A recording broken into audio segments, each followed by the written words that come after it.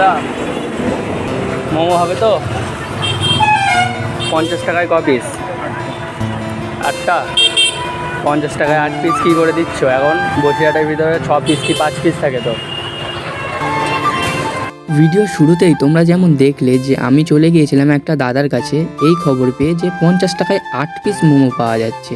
তো সত্যি এটা ভাবতেও অবাক লাগে যে এখনকার বাজারে 50 টাকায় 8 পিস মোমো দিতে পারছে দাদা এখনও।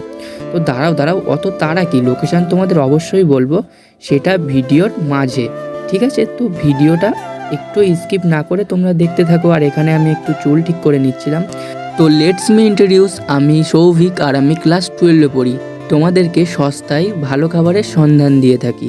তো প্রথমেই দাদার সাথে কিছু কথা বলে নেওয়া যাক, চলো। সে তো বুঝতে পারছি, এখনকার দিনে তো 5 থেকে 6 পিস পাওয়া যায় 50 টাকায়, তুমি 8 পিস দিচ্ছ, সেটাই জানার ছিল। আচ্ছা ঠিক আছে। তো আমি এখানে 1 প্লেট মোমো অর্ডার দিয়ে দিয়েছিলাম এটা জানার জন্য যে আমাদের কম দামে সত্যিই কি ভালো খাবার খাওয়ানো হচ্ছে। তো দেখো ভিতরে স্টাফিংটা অনেকটাই বেশি করে দেওয়া হয়েছে। তো শুধু কি দেখলেই হবে, একটু তো খেতেই হবে, খেয়ে তারপরেও তো রিভিউ দিতে হবে যে আসলেই কি সত্যি সুন্দর খেতে, নাকি কম দামে আমাদের খারাপ জিনিস খাওয়ানো হচ্ছে। তো চলো সসের ভিতর হালকা করে লাগিয়ে তারপরে মোমোটাকে আমি আমার মুখের ভিতর পুরে দিলাম। তো কিছুক্ষণ মুখের ভিতর নাড়াচাড়া করার পরে বুঝলাম যে সত্যি অপূর্ব স্বাদ, না যেরকমটা ভেবেছিলাম তার থেকে অধিক ভালো। কম দামে এত সুন্দর খাওয়াচ্ছে দাদা, সত্যি দাদাকে অনেক রেসপেক্ট করতে হয়।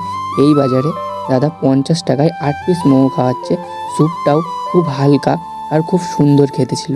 তো দাদাকে তোমরা অবশ্যই সাপোর্ট করো, একবার হলেও এই দাদার দোকানে আসো। তোমার দোকানে আসতে গেলে কোন দিক থেকে আসতে হবে বলো? আপনার স্টেশন বসে জমাদার নেবে। হ্যাঁ ফার্নিচারের। আচ্ছা